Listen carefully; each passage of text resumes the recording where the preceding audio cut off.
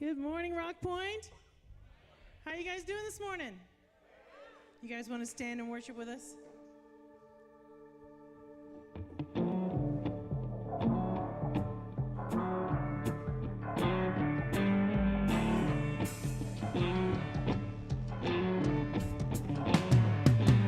I can't count the times I've called your name some broken night. You showed up and patched me up. You do every time. I get amnesia. I forget that you keep coming around. Ain't no way you'll ever let me down. Good God Almighty, I hope you'll find me. Praising your name no matter what comes. 'Cause I know where I've been without your mercy. So I keep praising your name at the top of my lungs. Is he good? He's good. Tell me, is he God? He's God. He is good God Almighty. You say your love goes on forever, that your mercy never stops. So why would I assume you'd be somebody that you're not? Like the sun in the morning, I know you're gonna be there every day. So what on earth could make me be afraid? Good God Almighty, I hope you'll find me. Praising your name no matter what comes. 'Cause I know where I've been without your mercy. So I keep praising your name at the top of my lungs. Tell me, is he good? He's good. Tell me, is he God? He's God. He is good God Almighty. Praise him in the morning, praise him in the noontime, praise him when the sun goes down. Love him in the morning, love him in the noontime, love him when the sun goes down. Good God Almighty, I hope you'll find me. Praising your name no matter what comes. 'Cause I know where I've been without your mercy. So I keep praising your name at the top of my lungs. Yeah. Tell me, is he good? Tell me, is he God? He is good God Almighty. Jesus in the morning, Jesus in the noontime, Jesus when the sun goes down. Jesus in the morning, Jesus in the noontime, Jesus when the sun goes down.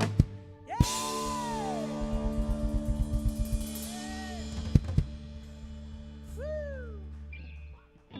If no one's told you this morning, I sure am glad you guys are here.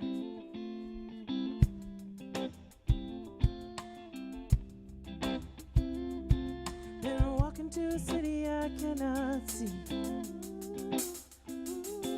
Through the depths of the valley where the sun can't reach.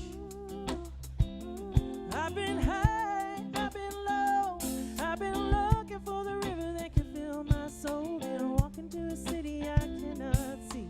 Oh, fill my cup, Lord, run it over. Give me love, give me joy, give me peace. Fill my cup, Lord, run it over. I am your child.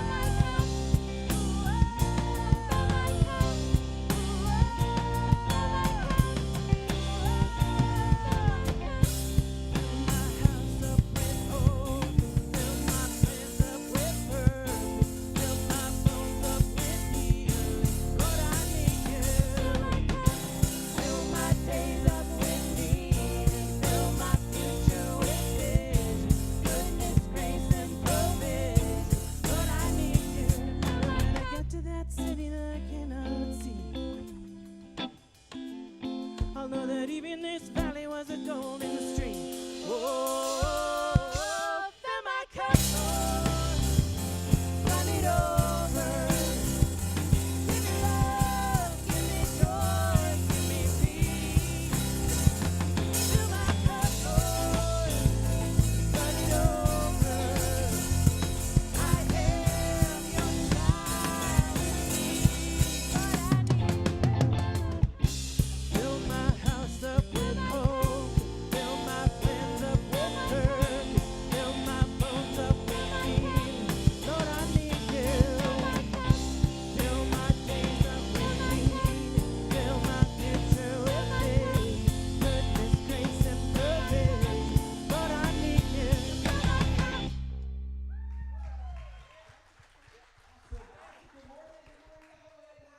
Welcome to RockPointe Church. Shout out to everybody watching online and in the room. It looks like everybody has their scarves, their long sleeves, their flannels.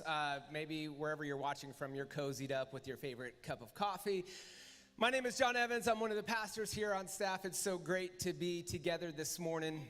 And here at RockPointe Church, we are an imperfect church full of imperfect people healing from life's hurts. And so if that's you, why don't you just give the person sitting next to you a high five for being imperfect, and just recognize online, maybe you could give like a thumbs up emoji or a smiley face or like the hands in the air or something, just to let us know that you're with us this morning.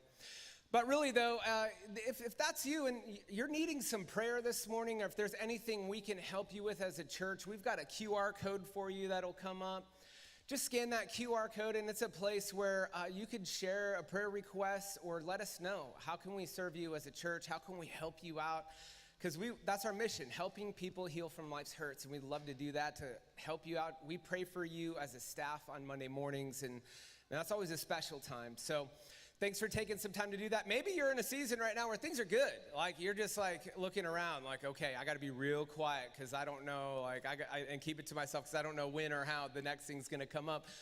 Well, that's awesome. And you can, let's celebrate that. That's great. And this QR code's a place for you. If you want to jump in and be a part of that mission by leading or volunteering, you can let us know there on that QR code. It's also a place where you can give, where you can donate. And so if you're online, the people in the chats will help you do that. Again, if you're in the room, there's a connection card with that QR code. Maybe during the service, something will come up. You can just scan that.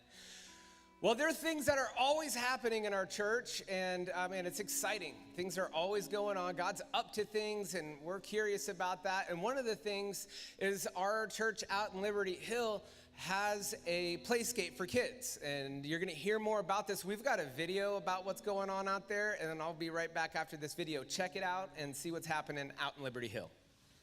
Hey, RockPointe, Darren here, campus pastor at Liberty Hill. Just want to let you guys know about some exciting stuff we got going on out here. First of all, through our last series, we were able to kick off our small groups. We got 4 to 5, 6 maybe small groups going. We were able to love on our elementary school and help them through some times of grief. So it's been good that we partnered with our elementary schools.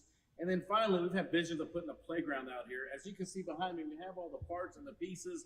So we're going to put a playground up out here on our campus that's going to serve even more kids in our community. So looking forward to that. Once we get this thing underway, we will let you guys know. We're going to need some help with this, guys. So look for a future time and date to help us get this done.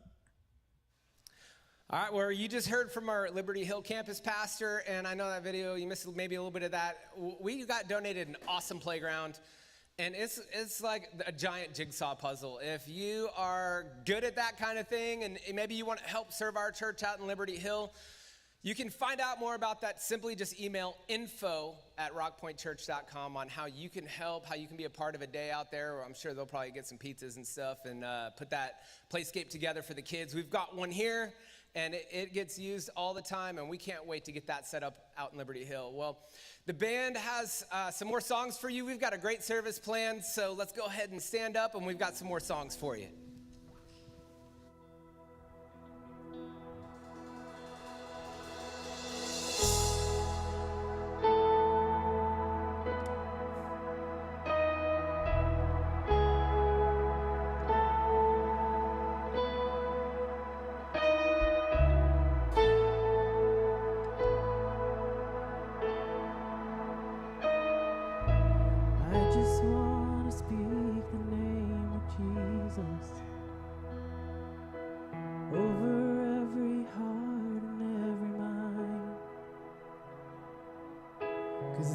Oh, there is peace within your presence.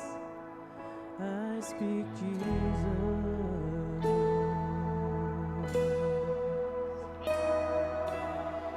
Just wanna speak the name of Jesus till every dark addiction starts to break, declaring there is hope and there is freedom. I speak Jesus. Your name is power. Your name is healing. Your name is life. Yes, it is. Break every stronghold. Shine through the shadows. Burn like a fire. I just wanna speak the name of Jesus over fear and all anxiety. To every soul held captive by depression, I speak Jesus. Your name is power. Your name is healing. Your name is life. Yes, it is. Break every stronghold. Shine through the shadows. Burn like a fire. Your name is power. Your name is healing. Your name is life. Break every stronghold. Shine through the shadows. Burn like a fire.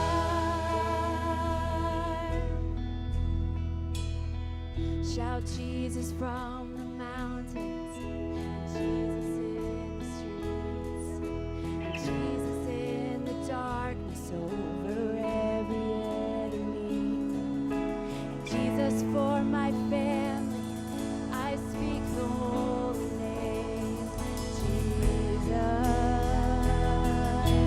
Oh, shout Jesus from the mountains, Jesus in the streets, Jesus in the darkness over every enemy. Jesus for my family, I speak the holy name, Jesus. Your name is power. Your name is healing. Your name is life. Yes, it is. Break every stronghold. Shine through the shadows. Burn like Your name is power. Your name is power. Your name is healing. Your name is life. Break every stronghold. Break every stronghold. Shine through the shadows. Burn like a fire. I just want to speak the name of Jesus over every heart and every mind in this room. 'Cause I know there is peace within your presence. I speak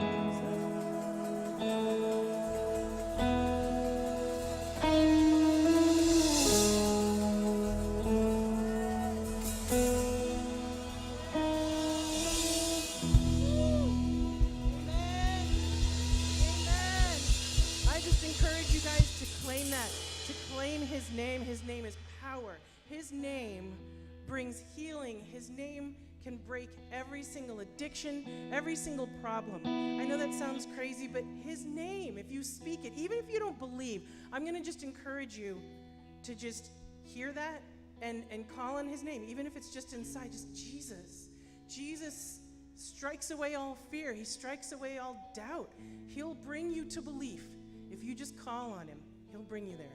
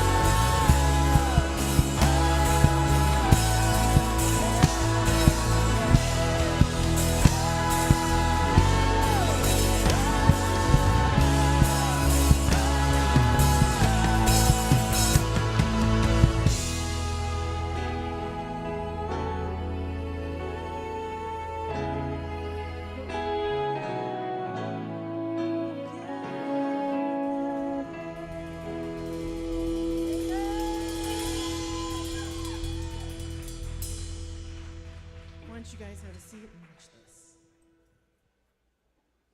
I've spent most my life keeping at bay the way that those before me carried and gave. There's so much that I'll never speak about. When I stare at it for too long, it swallows me down. It comes in waves, comes in blues, and it comes in grays, and it comes in waves. Comes in blues, and it comes in grays, and it comes in waves. It comes in blues, it comes in gray.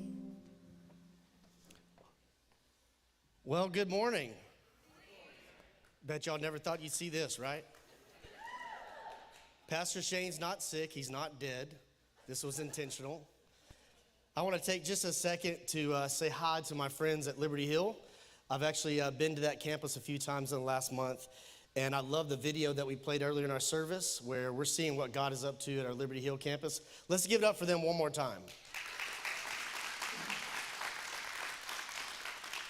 All right, here we go. Houston, we have a problem.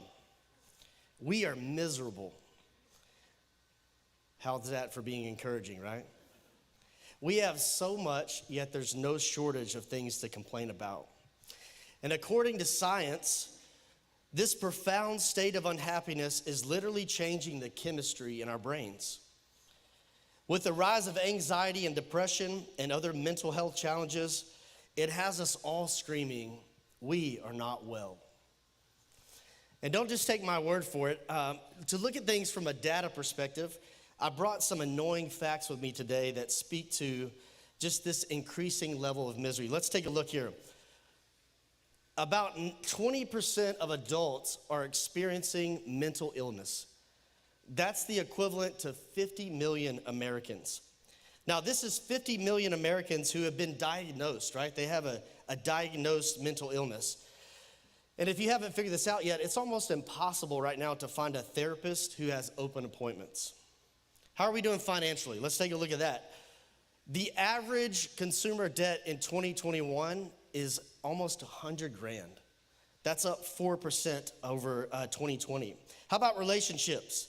In a recent report from this year, 58% of Americans often feel like no one knows them well.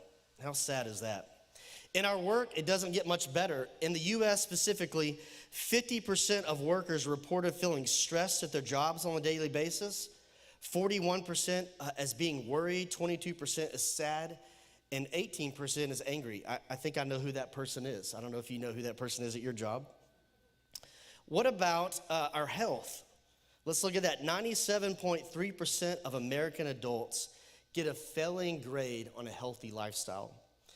There's so much data that's available to us that we could search up on the internet, just like I did these facts, that paints a picture that we are just really good at being unhealthy.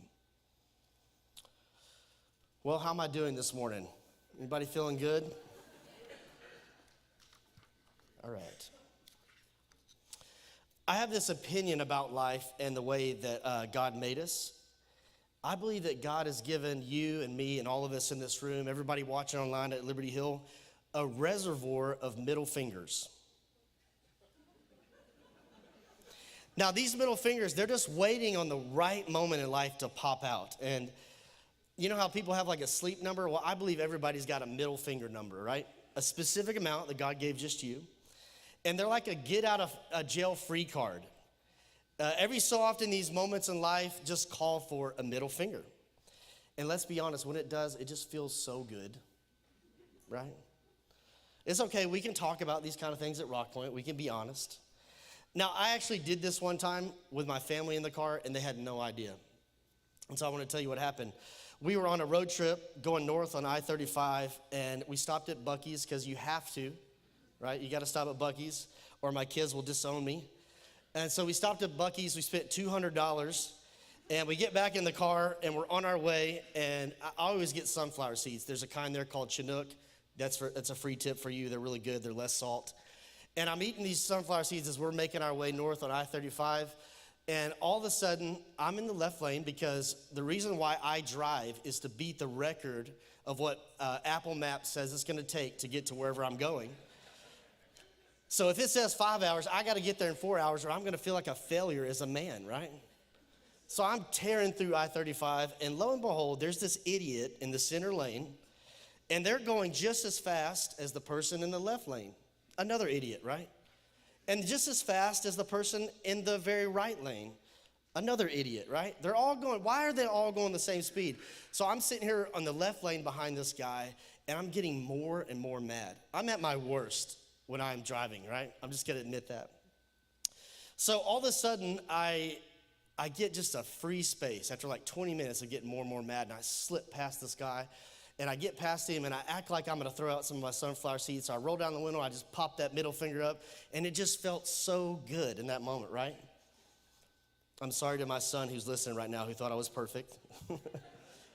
I've actually been studying the Bible. I've been in college to study the Old Testament, and I've even Googled it, and I have not found anywhere God forbids using the middle finger. So I think he's all right with that.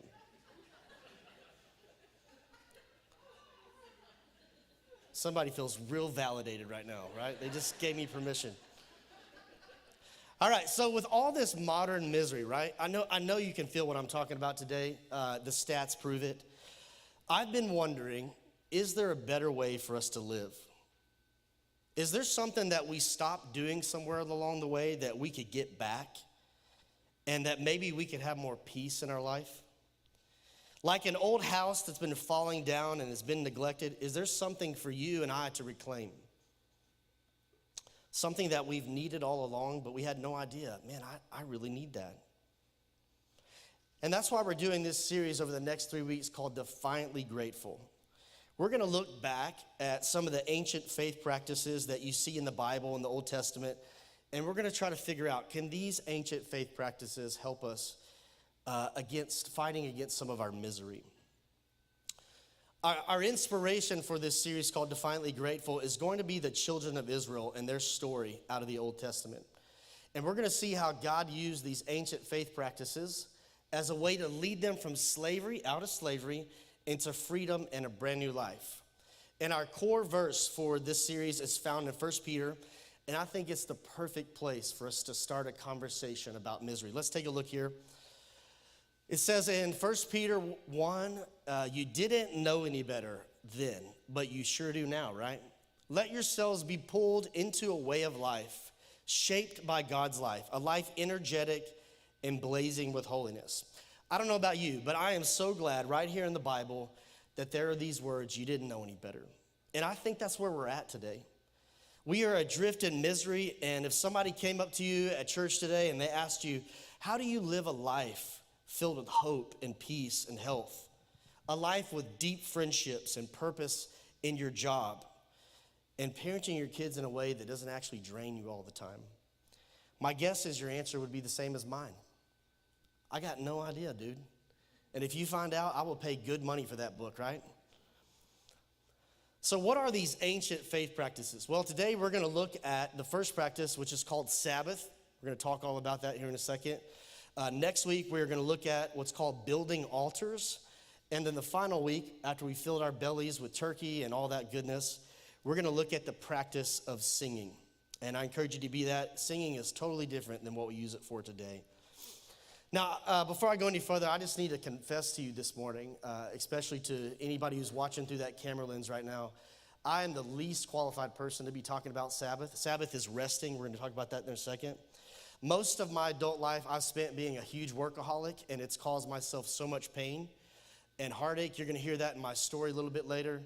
It's caused my family heartache and pain, and I feel really awkward, and it feels really ironic to be the dude they said, hey, why don't you go talk about Sabbath?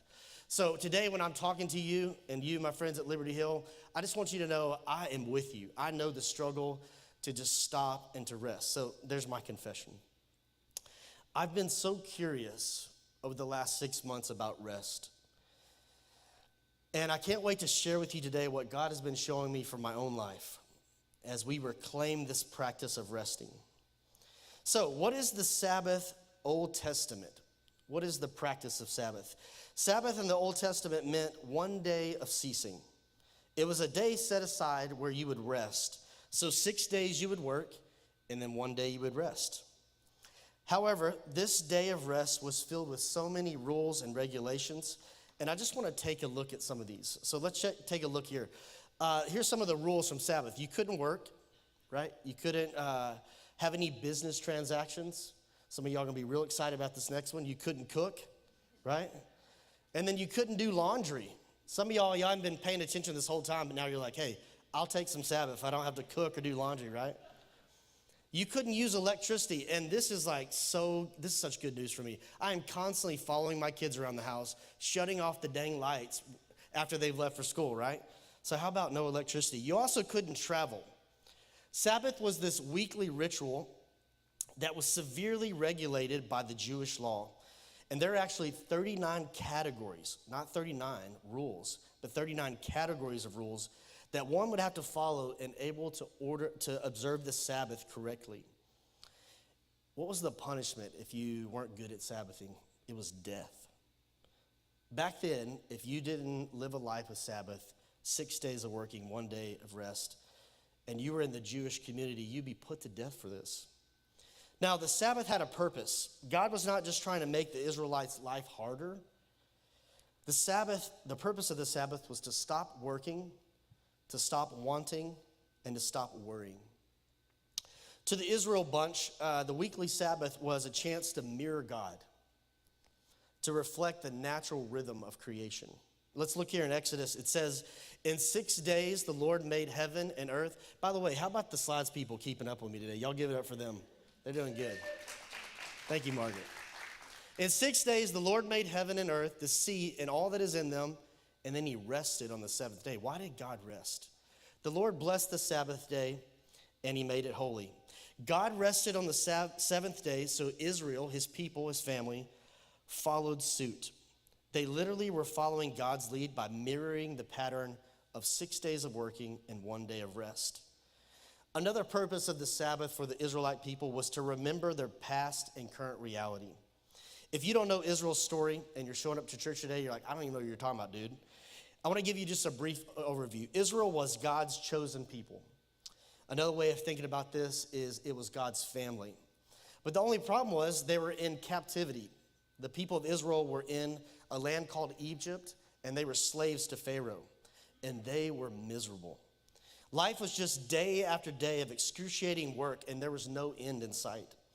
Until one day, God spoke to a man named Moses and said, Moses, you're going to go over to the people of Israel. You're going to tell them it's time to get up out of here, and you're going to lead my people out of slavery to a land that I'm promising them, where my people will be free from slavery. Well, that's exactly what happened. Moses went to the land of Egypt and gathered all the children of Israel, and they went marching out of slavery towards a land called the Promised Land. The land was called the Promised Land because God made a promise to the children of Israel. The promise was more than God giving them 100 acres and a farmhouse and a few cows. The promise was rest. I want you to look at Exodus 31 here, where it says, therefore the children of Israel shall keep the Sabbath, to observe the Sabbath throughout the generations as a perpetual covenant. It is a sign between me and the children of Israel forever. God said, look, I see all your backbreaking work that's crushing you, and I see the government lording over you constantly and making your life miserable and enslaving you. So I'm going to lead you out of misery and into rest.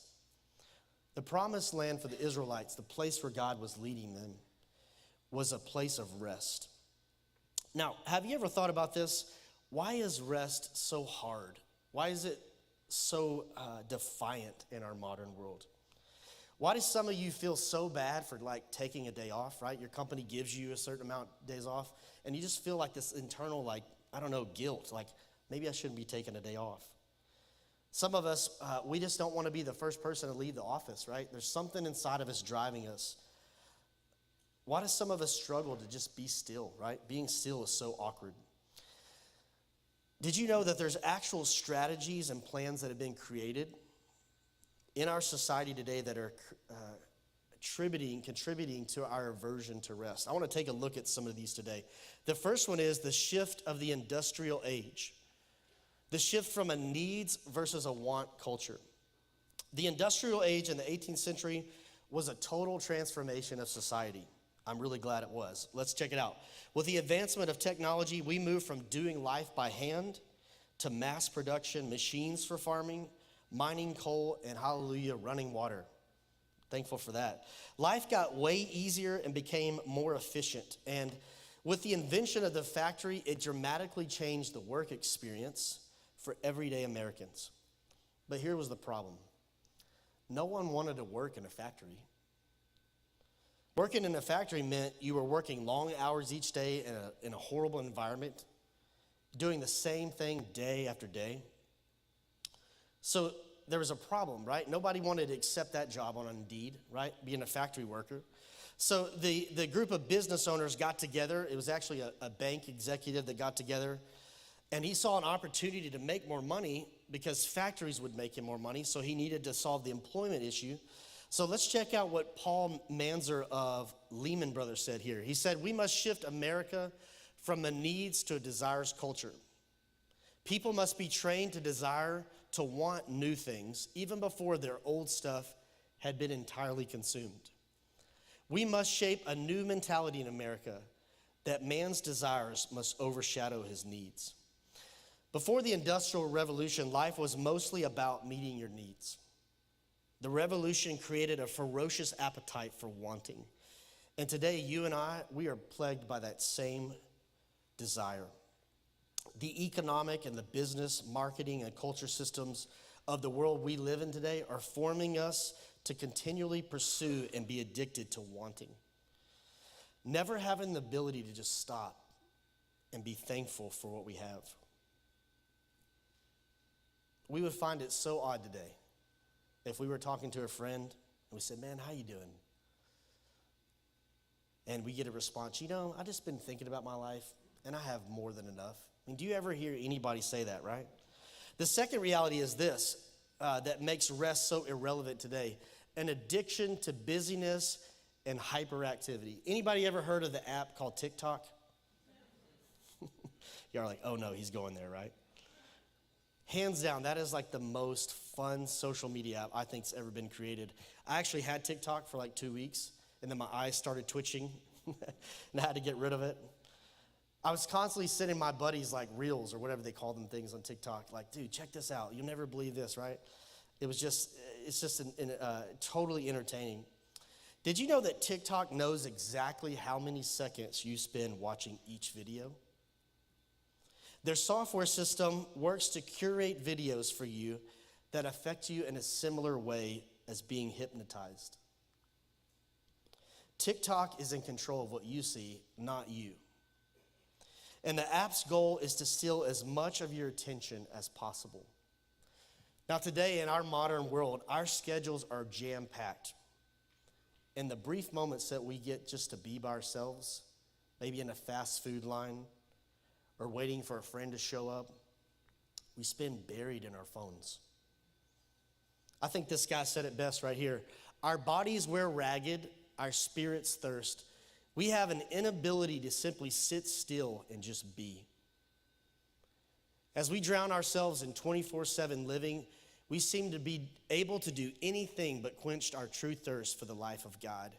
We have perhaps become the most emotionally exhausted, psychologically overworked, spiritually malnourished people in history. All right, it's going to get better, I promise, all right? So why is it so hard to rest? Why is it so hard to not always want more instead of just being happy with what God's already given you? Why is it hard to put these phones down and just be by ourselves without feeling this need to do something? Well, the truth is, our culture today is always lying to us. It's always communicating to us. I want to take a look at some of these cultural lies. The first one is this: you are a machine. You are what you accomplish and produce. All of life seems to be built on a system of rewarding those who grind the hardest.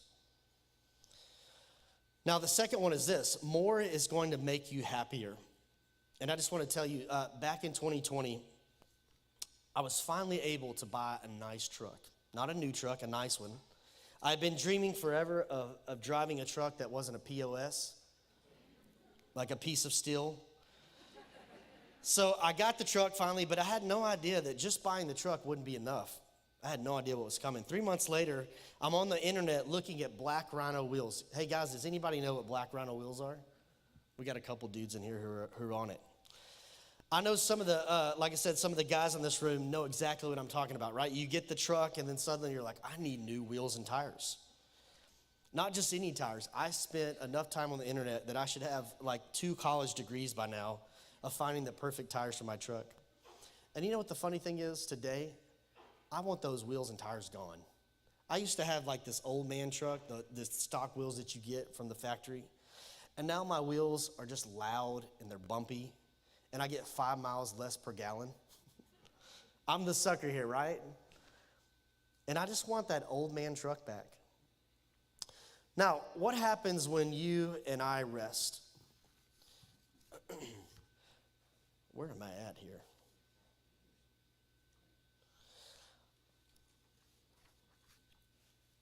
All right, so the first thing we're going to look at is being still. There are intentional times in our life where we physically have to come to a stop. Maybe it's just sitting in your deer stand, or maybe it's sitting on the back porch in a chair. And it's in these times where we have the opportunity to choose stillness. In these moments, we may actually hear something or feel something that we couldn't hear before because of this constant state of go, go, go.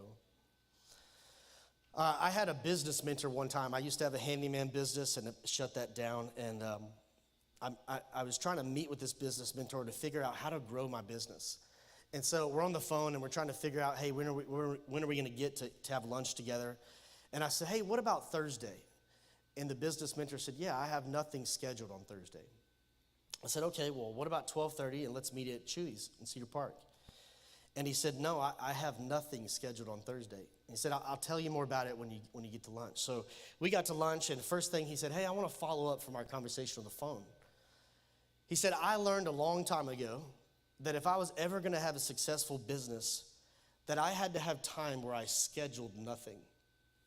Where I had time all week where it was doing this project and talking to this employee and updating this on my website. But there had to be a time in my business where I literally scheduled nothing, or I was never going to last in my business. Rest is taking time to reflect. It's taking time to think upon your life. What has God been up to in my life lately, and how have I been treating my family? How's my anxiety level, and is there a friend that I need to reach out to? Times of rest are thinking on life so that you and I don't just live with no direction, and we're always just reacting to what life throws our way. Now, instead of being controlled by our culture that is always selling us more, times of rest are for stopping and taking stock of what do I already have and how can I just enjoy it? Some of us, we work on computers all week, and the nature of your work is just super brain oriented, right? So your weekly rhythm of rest is the perfect opportunity for you to be active. Maybe go for a run or go to a park or do something outside in your yard or something like that.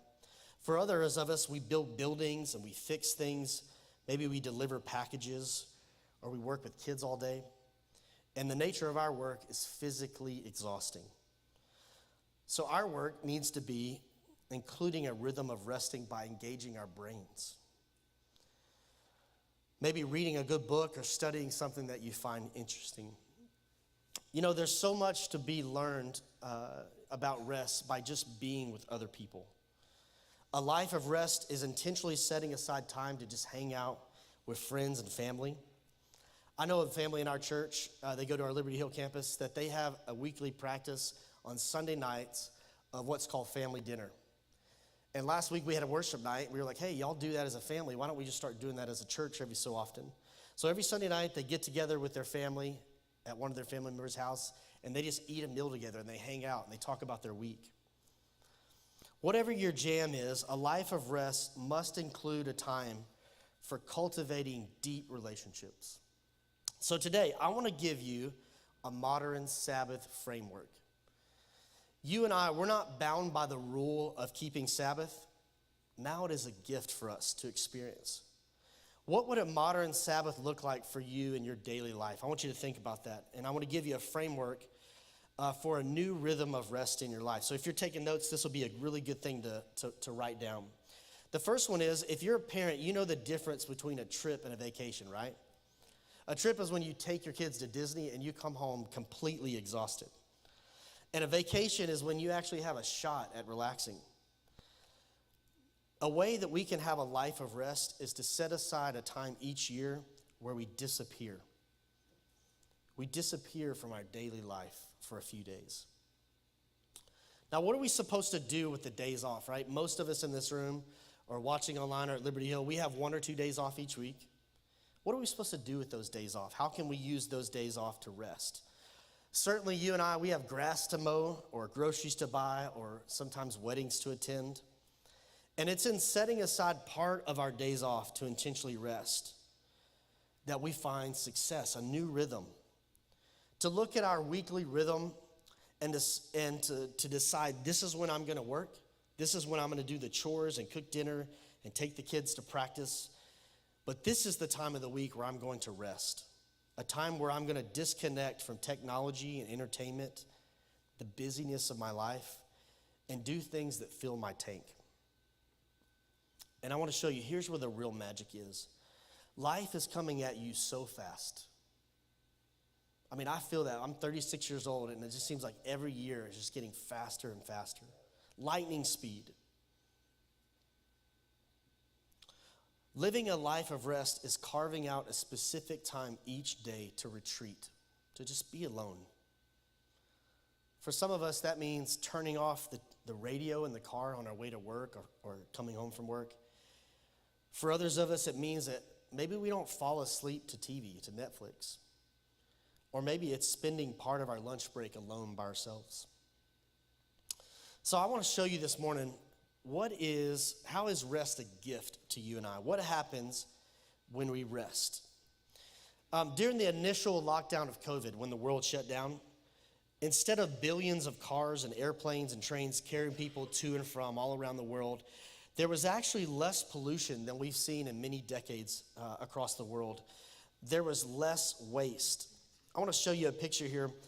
This is from India, a town in India, and that is the Himalayan mountains. And in this picture from this town, they can actually see the mountains. And before COVID, they never saw the mountains.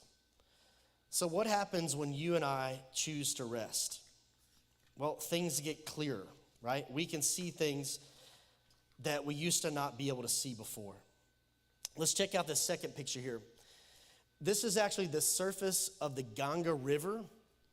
And before COVID happened, before the shutdown, there was just so much garbage here and so much industrial waste and so much shipping traffic that you couldn't see the river. And so the government where this river's at decided, hey, we're going to pump a bunch of money into creating these cleanup initiatives.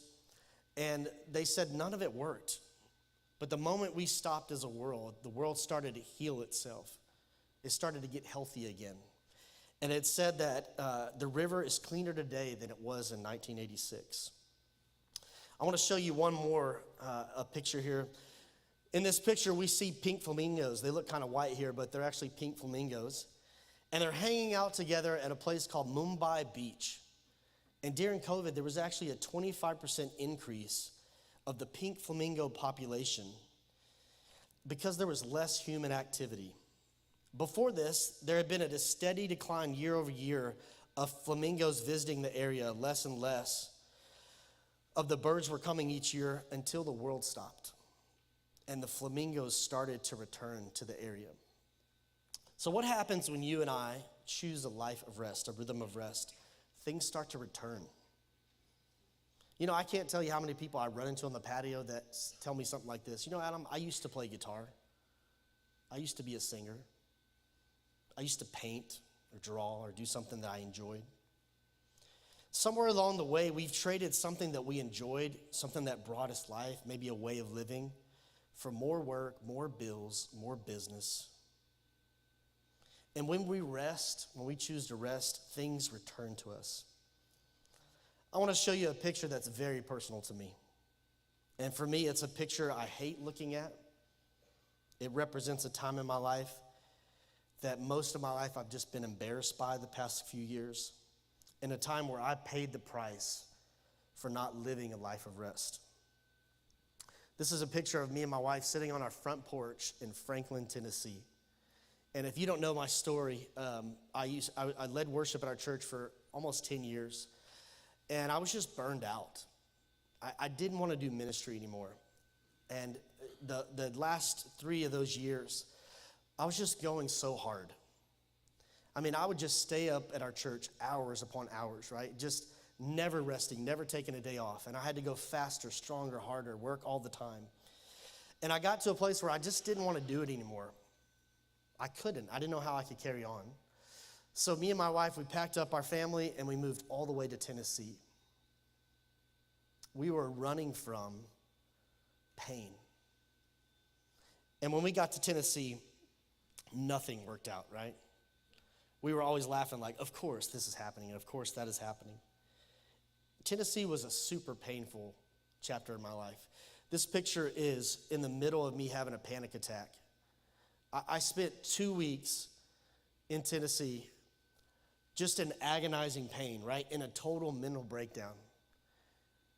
I was in this constant place in my brain of something bad is about to happen to me.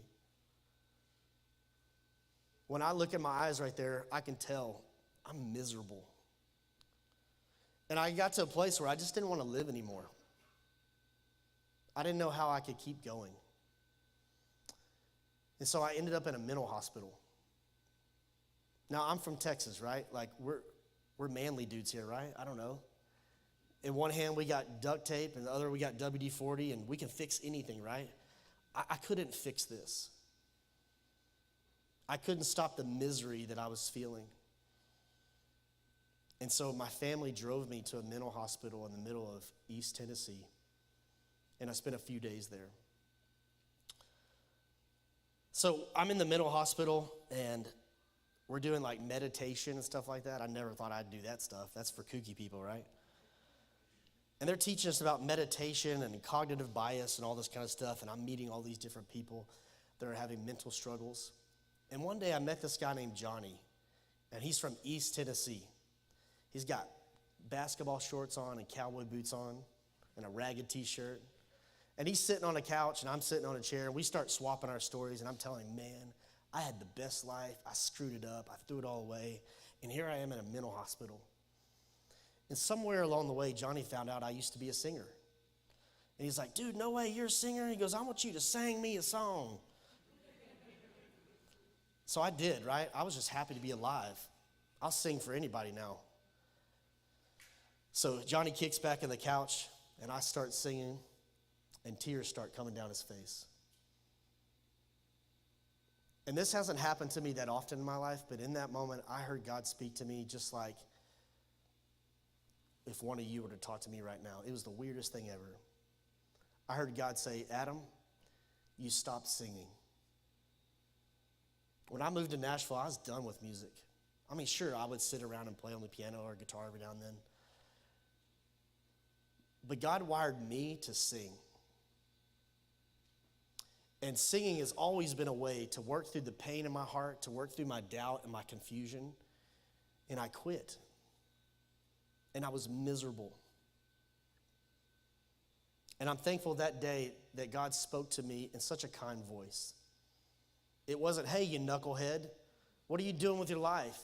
It was, hey, Adam, I gave you a gift, and you're not using it. And if you'll return to it, you'll find some mental health. So why do I tell you my story? I'm telling you part of my story today just to communicate to you through my story that without rest, we deteriorate. We don't get more healthy. We don't get more successful in our business or our relationships. Things go downhill quick if you and I don't find a rhythm of rest. Maybe that's why you're so miserable. It's because for you, your life, there's never a moment where you stop. Without a rhythm of rest, it's virtually impossible to live a spiritual life. I know you already know this, but I want to call attention to the fact that there is a rhythm to our breathing. When you and I get off beat, when there's no space between inhaling and exhaling, like when you walk up a flight of stairs, right? Exhaustion comes when we're fighting this rhythm of rest.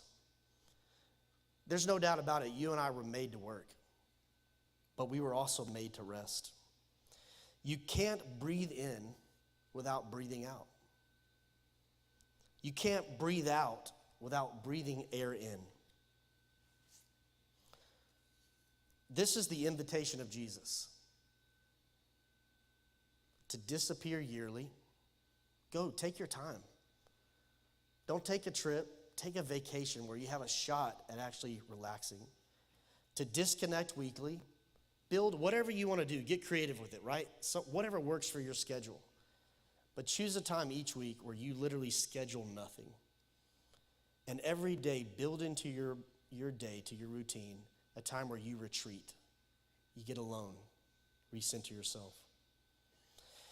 So in closing today, I just want to leave you with the words of Jesus. Not my words, these are his. And I want you to hear, it's not a rule anymore. It is a gift for you to experience. In Matthew 11, it says, are you tired? Are you worn out, burned out on religion? Come to me. Get away with me, and you'll recover your life. I'll show you how to take a real rest. Walk with me and work with me. Watch how I do it. Learn the unforced rhythms of grace, and I won't lay anything heavy or ill-fitting on you. Keep company with me, and you'll learn to live freely and lightly. Doesn't that sound like just the greatest gift ever given to us? See, that's the middle finger. You're like, oh, that's why he was telling that story. That's the middle finger to misery. God is wanting to pull you and I into a new way of living. This ancient faith practice of rest or Sabbath is a gift that Jesus is putting on the table today. If you're tired of feeling exhausted, on the edge of burnout, for my friends that struggle with anxiety, depression, panic attacks, or you're just unhappy in life, the invitation still stands. Jesus says, hey, if you're tired, if you're burned out, if you're miserable, if you hate your job or your spouse, if you just feel so unhealthy, doing it the way you always do it is going to get you what you always get. So the invitation today is to come to him. And he's the one who gives us rest. Let me pray for us. God, I just want to pray for anybody in this room, anybody who's watching online, or any of my friends in Liberty Hill that just feel like total crap right now. They feel like they got the air kicked out of them, and they just feel like, man, I just suck at resting. And I pray today that they would get their eyes off of the rules and what they're not doing, and that they would just see that you gave us a gift. Would you show us how to implement this in our life? Would you give us creative thoughts, or maybe a friend to talk to, where we can reclaim the gift of rest, where we can look misery dead in the eyes, give it the middle finger, and say, I refuse to live my life exhausted, always worrying, always wanting more. God, for those who are just on the outside and they feel rejected by you, not seen by you, I pray they'd hear real loud and clearly right now, come to me. Amen. How about that, Adam? Yes. Awesome. Man, Adam's such a blessing, such a gift, man. Great job this morning, Adam. Hey, the one announcement we have on the way out before you leave is right after services, after our second service, we have partnership. That's not church membership. Here at RockPointe, we have partners who jump in, who become the ones who help push our mission forward here in our church. And we want to invite anyone to be a part of that. If you've registered, awesome. It's not too late. You can hop online and register for that. We're going to have lunch and childcare, but it's just a great way to hear about the past, the present, the future, where we're headed here at RockPointe Church. You learn so much about what makes this place special, how it came to be, but then also where we're at and where we're going. And so we just want to invite anybody to be a part of that, to jump in to be a partner here at RockPointe Church and to be a part of the mission, to help lead and to help us move forward. So we're so glad that you all were here this morning. Thanks so much for being with us, and we want to invite you back next Sunday as we continue on Defiantly Grateful. Thanks so much for being with us, and y'all have a great Sunday.